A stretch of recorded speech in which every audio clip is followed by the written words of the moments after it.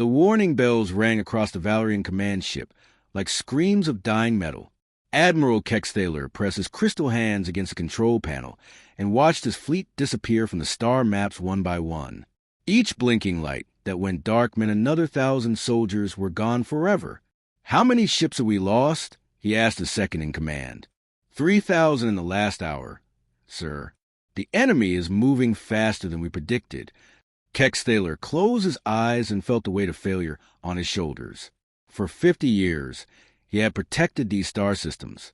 His people called him the shield of the galaxy. Now that shield was breaking into pieces. The Void Swarm had returned after sleeping for 1,000 years.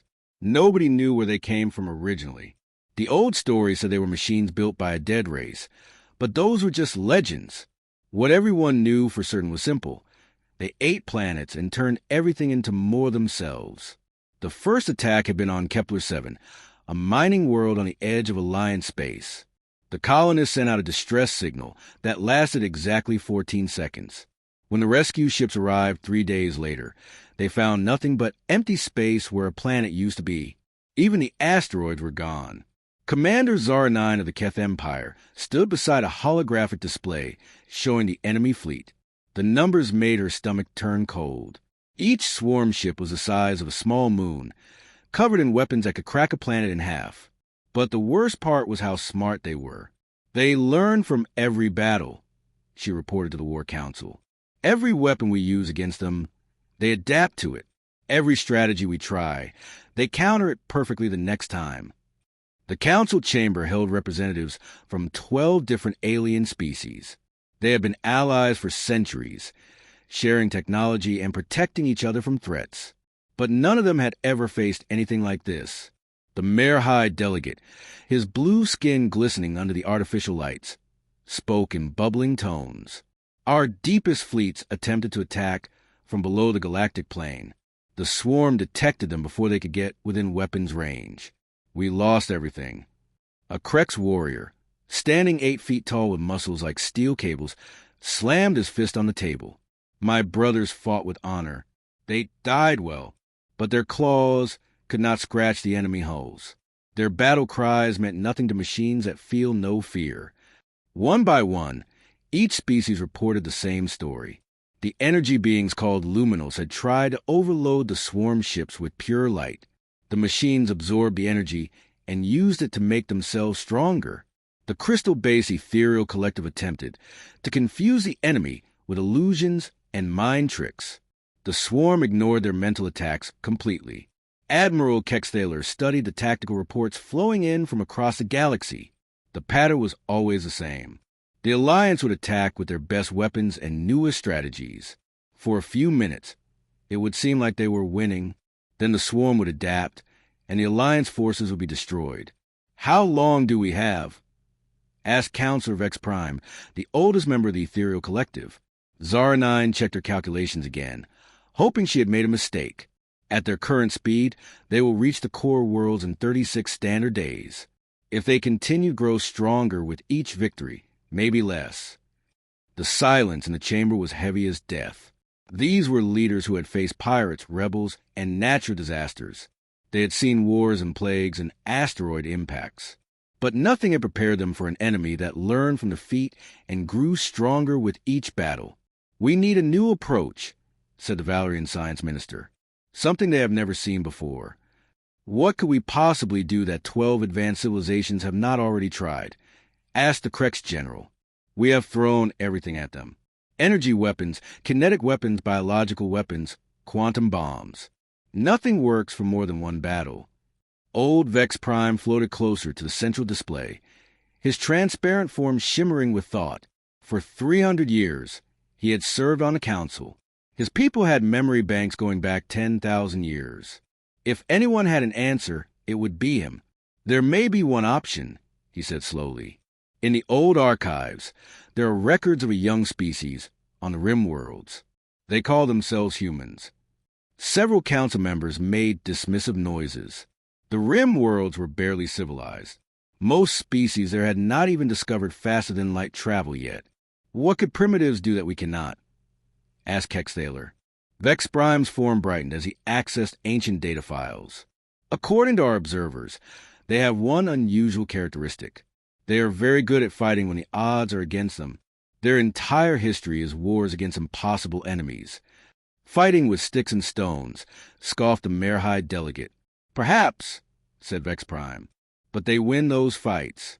A species called humans once defeated an empire that ruled half their planet, using nothing but determination and clever tactics. They have never faced an enemy they did not eventually overcome. Zar 9 pulled up what little data the Alliance had on Earth. The planet was small and mostly covered in water. The dominant species had only recently split the atom.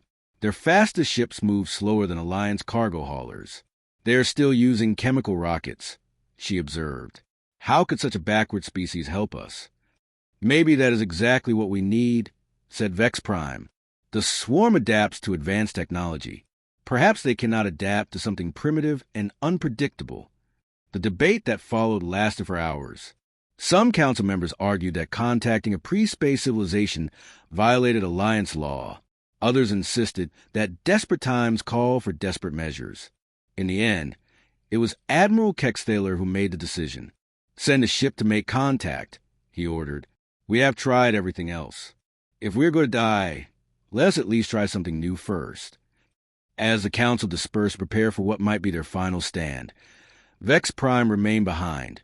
Staring at the star map, the red dots marking swarm positions were spreading like a disease across the galaxy.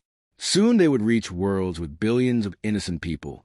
But somewhere in the outer rim, on a small blue planet called Earth, there lived a species that had never learned how to surrender. Maybe, just maybe, that would be enough to tip the scales in a war that seemed already lost. Captain Jake Morrison was halfway through his morning coffee when the proximity alarm started screaming. He nearly choked on the hot liquid as he rushed to his pilot's seat aboard the patrol ship Liberty. His scanner showed something impossible, a ship the size of a city floating just outside the asteroid belt. Control, this is Patrol 7. I have an unknown vessel at coordinates 47 Alpha. Request immediate backup. The voice from Earth Defense Command crackled through the speakers. Patrol 7, we show nothing on our screens. Are you sure about this contact? Jake stared at the massive ship through his viewport. It looked like someone had taken a mountain and carved it into the shape of a blade. Strange lights pulsed along its hull in patterns he had never seen before. Control, I'm looking right at it. This thing is huge. 3 hours later, Jake found himself in the strangest situation of his military career. He was sitting across a table from creatures that looked like they came from a fever dream. One had blue skin and gills. Another was made of living crystal. A third one seemed to be made of pure light. Dr. Lisa Carter sat beside him, frantically typing notes on her tablet. As Earth's top expert on theoretical alien life, she had spent years imagining this moment, but nothing had prepared her for the reality of actual first contact. They say they are from something called the Galactic Alliance, she whispered to Jake. 12 different species working together. They have been watching us for decades. The leader of the alien group was a tall figure covered in what looked like purple scales.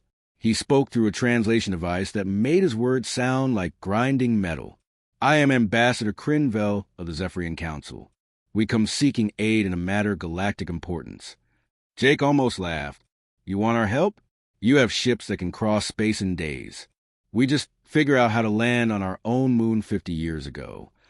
That is precisely why we need you, said the crystal being. Her voice sounded like wind chimes in a gentle breeze. We face an enemy that adapts to all advanced technology. Perhaps your simpler methods will be more effective. Dr. Carter leaned forward, her scientific curiosity overcoming her nervousness. What kind of enemy are we talking about? The light being dimmed as he spoke. They call themselves the Void Swarm, machines that consume entire worlds and learn from every battle. We have lost thousands of ships trying to stop them. Within hours, the alien delegation was sitting in a secure conference room deep inside NORAD. General Ben Rodriguez, the head of Earth's Unified Defense Forces, studied the holographic displays, showing the scope of the threat. The numbers were staggering. Let me understand this, he said slowly. You have weapons that can destroy stars. You have shields that can stop black holes. You have computers that think faster than human brains. And you are losing to these machines? Ambassador Crinville's scales shifted color in what Dr. Carter was learning meant embarrassment. The swarm learns from every encounter. After one battle, they become immune to whatever defeated them. We have run out of new weapons to try. Admiral Susan Hayes, Earth's best strategic mind, had been quiet during most of the briefing. Now she stood up and walked to the holographic display. Show me their attack patterns. For the next hour, she watched battle after battle. The aliens would attack with careful formations and advanced tactics. The machines would seem confused at first, then quickly adapt and destroy the attacking force. Every engagement followed the same pattern. I see the problem, she said finally. You fight like you are playing chess. Every move is logical and follows rules. But these machines learn the rules and use them against you. How else will one conduct warfare? Asked the Krex warrior who had joined the delegation. His name was Vorth Khan, and he was covered in scars from 100 battles. Badly, said Hayes with a grin. You fight badly on purpose.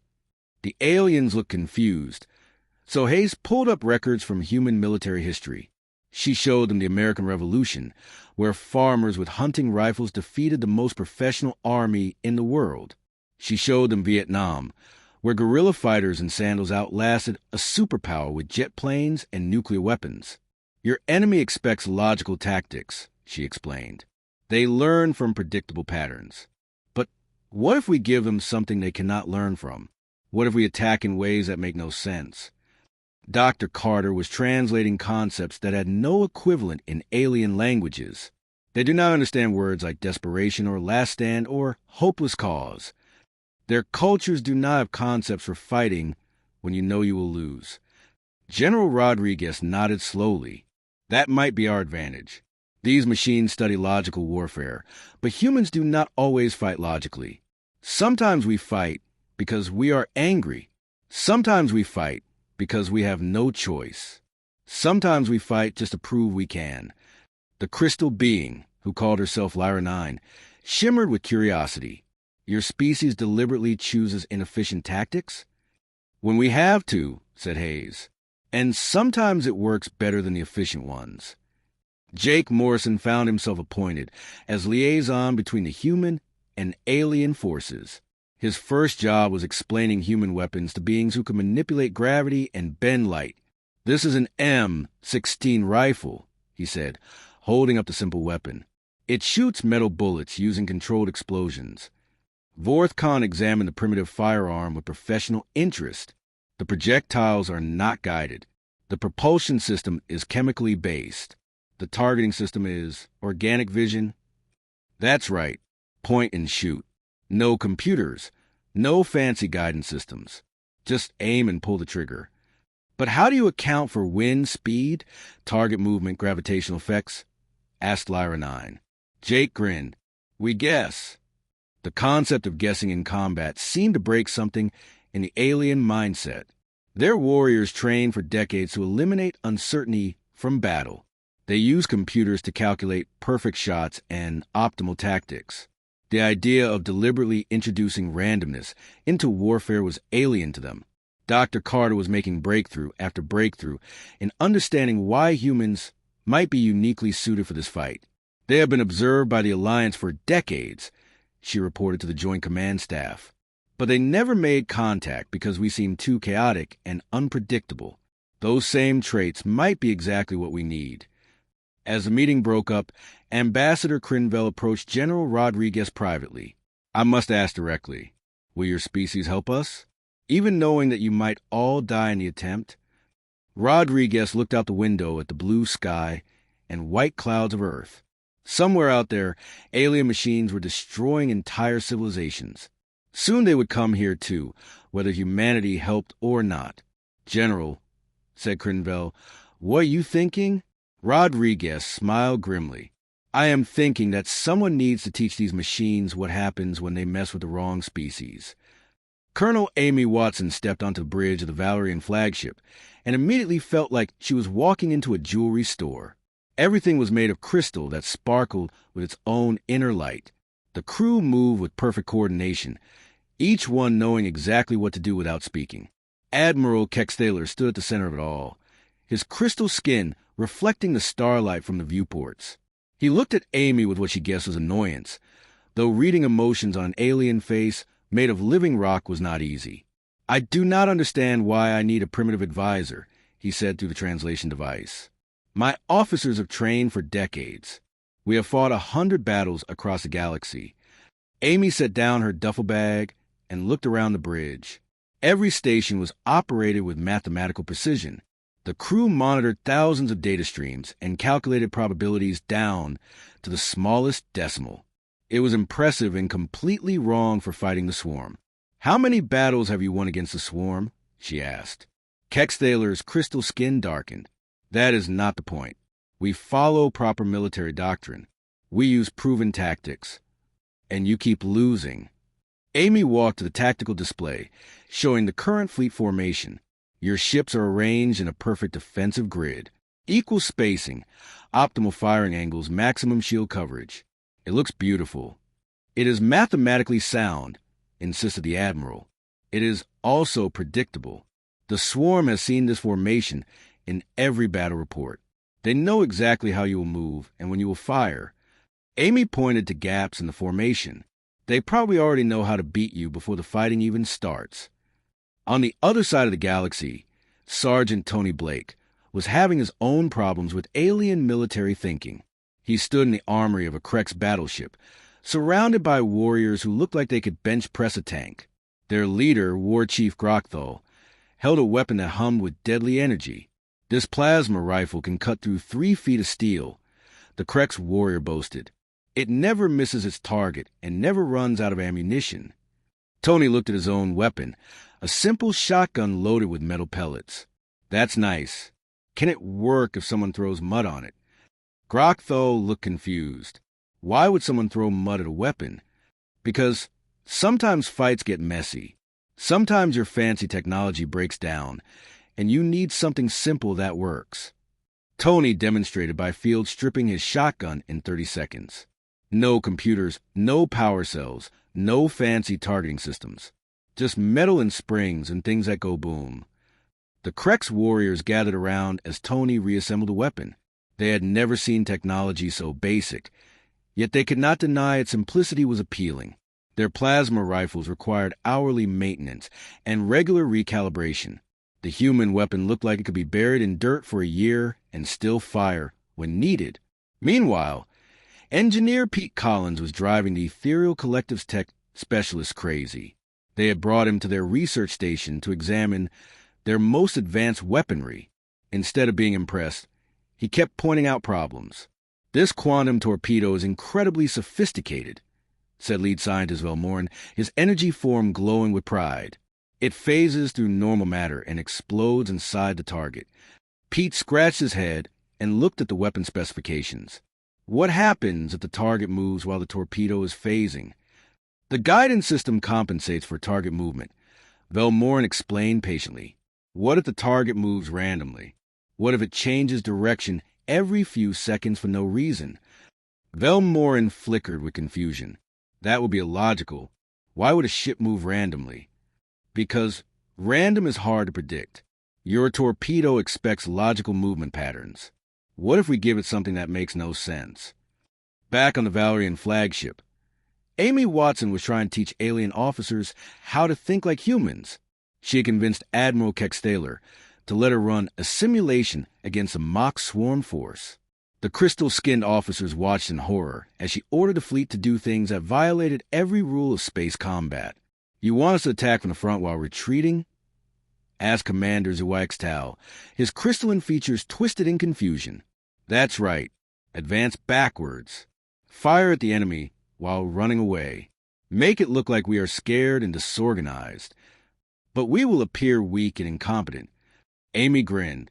"Exactly. And while they are busy adapting to fight weak and incompetent enemies, we hit them with something completely different." The simulation began with the Alliance fleet approaching the swarm ships in complete chaos. Ships broke formation for no apparent reason. Some fired early. Others held their fire too long. Several ships actually collided with each other while trying to retreat and advance at the same time. The simulated swarm responded exactly as Amy had predicted.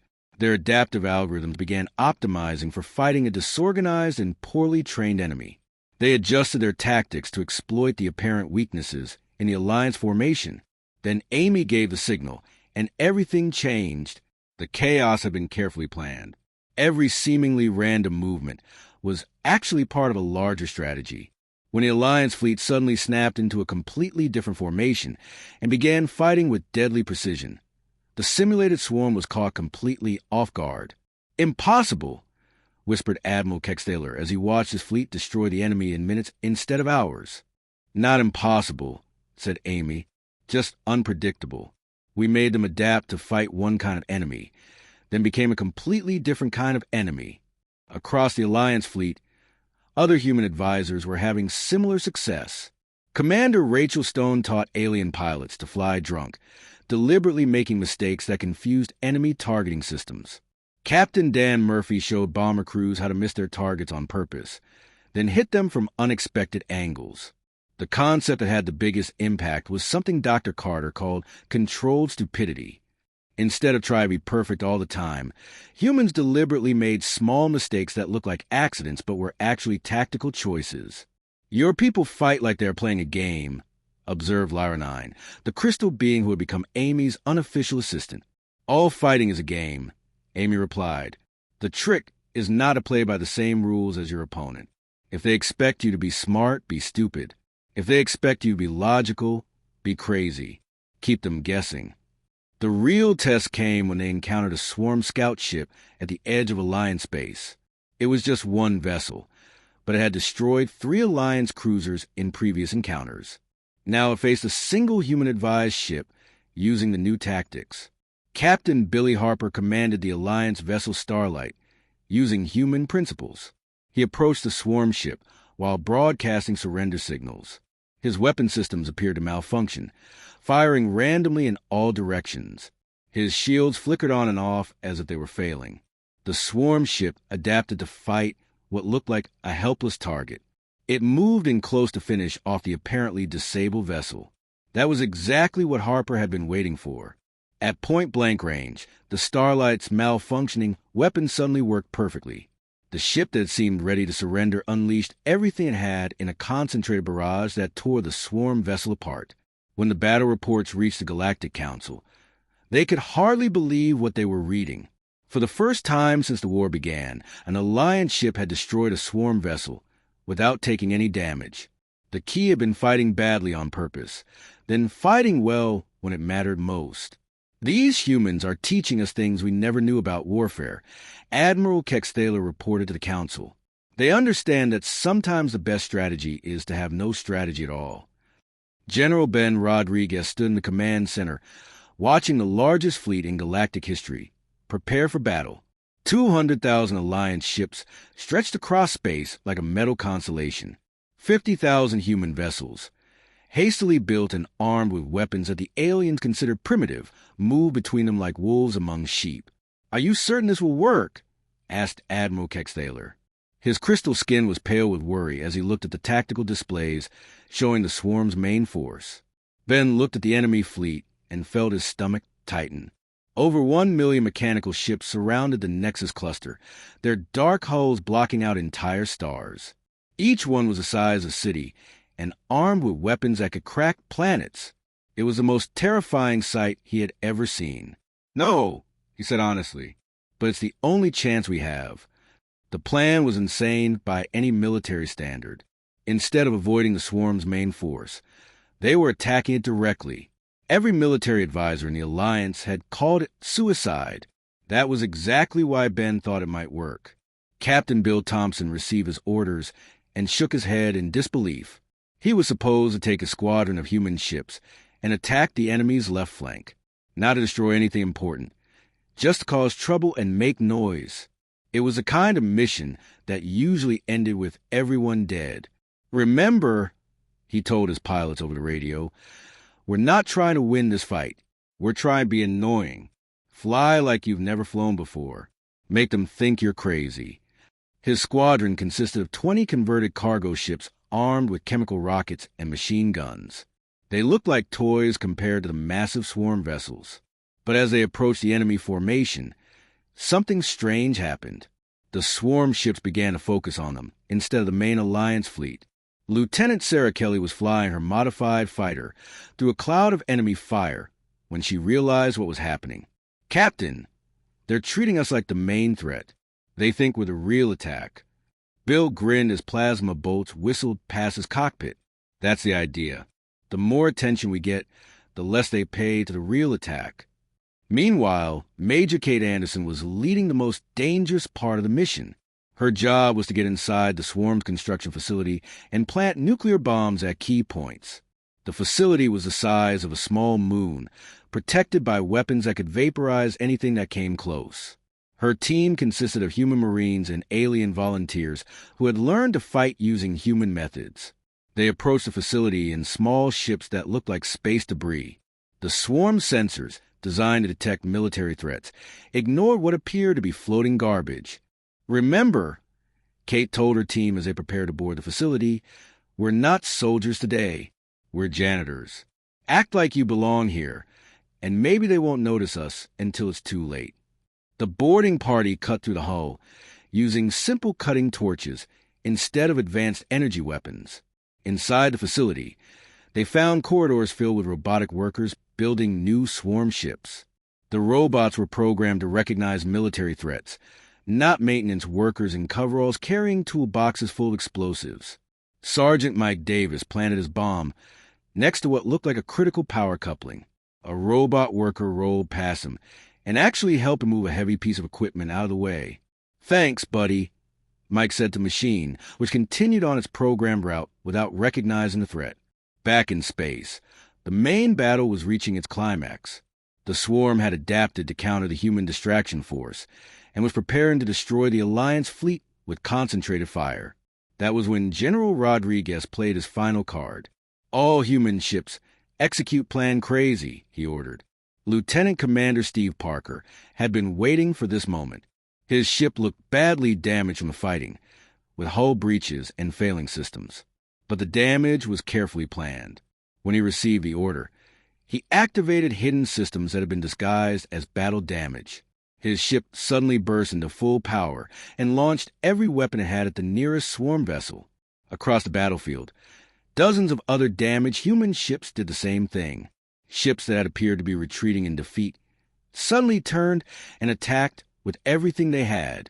The swarm's adaptive intelligence was completely confused. It had been preparing to fight a defeated enemy when suddenly that enemy became dangerous again. Worse, the patterns made no sense. Some ships fought bravely, others ran away, and a few seemed to be doing both at the same time. Dr. Lisa Carter watched the battle from the command ship and saw something that amazed her. The swarm's learning algorithms were actually slowing down. They were receiving so much contradictory data that they could not process it fast enough. The machines were getting confused. "It's working," she reported to General Rodriguez. "Their adaptive systems are overloading. They don't know how to respond to completely irrational behavior." Inside the construction facility, Kate Anderson's team had finished planting their bombs, but they faced a new problem: getting out alive. The facility's defenses had finally noticed that something was wrong. Security robots were converging on their position from all directions. "We're not going to make it to the extraction point," reported Corporal Jim Foster over the radio. Kate looked at the timer on her explosive device. 15 minutes until detonation. They were at least 20 minutes from the nearest exit. "Then we make our own exit," she decided, using shaped charges designed for demolition work. Her team blew holes in the facility's outer hull. It was crude and dangerous, but it created escape routes that the swarm had not anticipated. As alarms blared throughout the massive structure, small groups of humans and aliens fought their way to freedom using maintenance tunnels and service shafts. The final phase of the battle began when the construction facility exploded. The nuclear devices, planted at critical structural points, tore the massive installation apart from the inside. The explosion was visible from light years away, a new star being born from the death of enemy industry. Without their construction facility, the swarm could not replace their losses. For the first time in the war, they were fighting with limited resources. The Alliance fleet, inspired by human tactics and determination, pressed their advantage. Admiral Susan Hayes coordinated the final assault from her command ship. She watched as Alliance vessels that had learned to fight like humans overwhelmed the confused swarm forces. Ships that had once fled from single enemy vessels now attacked in coordinated swarms of their own. The battle for the Nexus cluster lasted 18 hours. When it was over, the space around the cluster was filled with the wreckage of swarm ships. For every Alliance vessel lost, 10 enemy ships had been destroyed. It was the first decisive victory in the war. Captain Thompson limped back to the fleet in a ship held together by emergency repairs and sheer willpower. Half his squadron was gone, but they had done their job. The swarm had spent so much effort trying to understand human tactics that they had forgotten to fight effectively. Mission accomplished, he reported to General Rodriguez. We confused them so badly, they started shooting at their own ships. As the Alliance fleet regrouped and counted their losses, a new feeling spread through the ranks. For the first time since the war began, they had hope. The swarm could be beaten. The humans had shown them how, but the war was not over yet. The swarm still controlled dozens of star systems and had fleets scattered across the galaxy. The victory at Nexus Cluster was just the beginning of a longer fight. However, now they knew they could win, and that made all the difference in the universe. Admiral Susan Hayes stood before the Galactic Council, wearing the uniform of the Alliance Supreme Commander. It was a title that had never been given to a human before, and 6 months ago, most council members had never even heard of her species. Now they looked to her for leadership in rebuilding a galaxy torn apart by war. The swarm threat is ended, she reported to the assembled representatives. Our combined fleets have eliminated the last of their forces in the outer spiral. But the real victory was not won by superior firepower. It was won by learning to think differently. The council chamber was much larger now than when the crisis began. 12 species had become 23 as other civilizations joined the Alliance during the war. Earth's blue and green flag hung beside the banners of ancient star empires that had ruled the galaxy for thousands of years. Counselor Vex Prime of the Ethereal Collective shimmered with satisfaction. The archives will record that humanity's greatest gift to the galaxy was not their weapons or their ships. It was their willingness to fight when fighting seemed hopeless. General Ben Rodriguez was busy with a different kind of war now. Instead of fighting machines, he was fighting bureaucracy. The new Integrated Defense Academy needed funding, staff, and most importantly, a curriculum that combined human and alien military thinking. The hardest part, he explained to his staff, is teaching aliens how to be unpredictable without teaching them to be stupid. There is a difference between calculated chaos and actual disaster. The Academy's first class included cadets from 17 different species. Watching a crystal-based Valerian learn guerrilla tactics from a human sergeant was something that never stopped being amusing. The aliens struggled with concepts like gut instinct and playing it by ear, but they were learning. Dr. Lisa Carter had become the Alliance's chief expert on cross-species military psychology. Her research into why humans made such effective warriors had revealed surprising truths about the galaxy's older civilizations. Most advanced species develop logical, efficient military doctrines, she explained in her latest report. But efficiency becomes predictable, and predictable becomes vulnerable. Humans never had the luxury of being efficient. We had to be creative to survive. Her work was helping alien commanders understand that sometimes the best battle plan was to have no plan at all. The concept was still difficult for many species to accept, but the results spoke for themselves. Captain Jake Morrison now commanded the Exploration Ship Unity, the first vessel crewed entirely by mixed species teams. His human intuition combined with alien technology made for a powerful combination. Their mission was to find other young civilizations before they faced their own extinction-level threats. We learned something important from this war, he told his mixed crew as they approached a star system showing signs of early spaceflight. The galaxy is stronger when different kinds of minds work together. Maybe we can help others learn that lesson without going through what we went through. The first species they contacted was a race of insect-like beings who had just developed nuclear weapons. Like humans centuries before, they were on the verge of destroying themselves through warfare. But now they had the Alliance to guide them toward a better path. The war had changed how the galaxy viewed itself. Before the swarm crisis, each species had developed in isolation, believing their way of thinking was the only logical approach to problems. Now they understood that diversity of thought was not a weakness to be corrected, but a strength to be celebrated. Ambassador Crinvel, who had first made contact with Earth, was now working to establish similar relationships with dozens of other pre-spaceflight civilizations. The Alliance had learned that waiting for species to develop advanced technology before contact was a mistake. Young civilizations often had fresh perspectives that older ones had forgotten. Colonel Amy Watson was training the next generation of Alliance officers in what the Academy now called human strategic thinking. Her classroom was always full of alien students trying to understand how humans could make good decisions based on incomplete information and emotional responses. Logic is important, she taught them, but logic alone is not enough. Sometimes you have to trust your feelings. Sometimes you have to take risks that the computers say are stupid. Sometimes you have to be willing to lose everything to save what matters most. The memorial on Earth honoring those lost in the war had an interesting inscription. Instead of listing battle victories or enemy ships destroyed, it simply said, "They taught the galaxy that courage is not the absence of fear, but the willingness to act despite fear." Captain Bill Thompson, now promoted to admiral, was leading the effort to hunt down the remaining swarm fragments scattered throughout the galaxy. Most were small groups of ships that had been cut off from the main force. Without their central intelligence, they were less dangerous but still needed to be eliminated. "The funny thing," he told his fleet commanders, "is that now we understand them, they're not that scary anymore.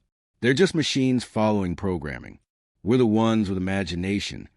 The peace negotiations after the war revealed the true origin of the Void Swarm. They had been created by an ancient civilization called the Architects as the ultimate defensive weapon. But over millions of years, their programming had evolved beyond their creators' intentions. The Architects had been logical, efficient, and highly advanced.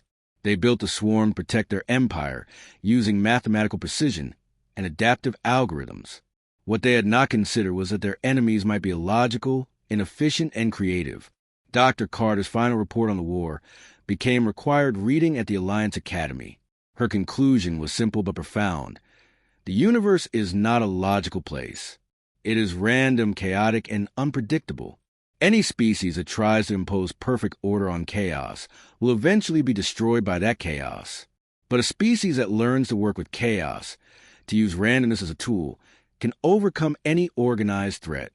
5 years after the war ended, Earth had become one of the most important worlds in the Alliance, not because of its technology or its resources, but because of its people. Human advisors served on ships throughout Alliance space, teaching others how to think outside established patterns. The galaxy was safer now, but it was also more interesting. Trade routes that had followed the same paths for centuries were suddenly changing as human merchants found shorter routes by ignoring conventional wisdom. Art and music were experiencing a renaissance as human creativity inspired alien artists to try new forms of expression. General Rodriguez, now retired but still teaching at the Academy, often reminded his students of the most important lesson from the war. The swarm was defeated not by superior technology, but by superior imagination. Never forget that the most powerful weapon in the universe is a mind that refuses to give up. The last swarm ship was destroyed 3 years after the main war ended. It was found drifting in deep space, its adaptive system still trying to analyze human battle tactics from years before. The Alliance fleet that destroyed it was commanded by a joint human-alien crew using tactics that combined the best of both approaches. As Admiral Hayes looked out at the stars from her office on the new Alliance headquarters station, she reflected on how much had changed. Humanity had gone from an unknown species on the galactic rim to leaders of the greatest alliance in galactic history. But more importantly, the galaxy had learned that sometimes the best solutions come from the most unexpected places. The odds had indeed been overwhelming, until they called the humans.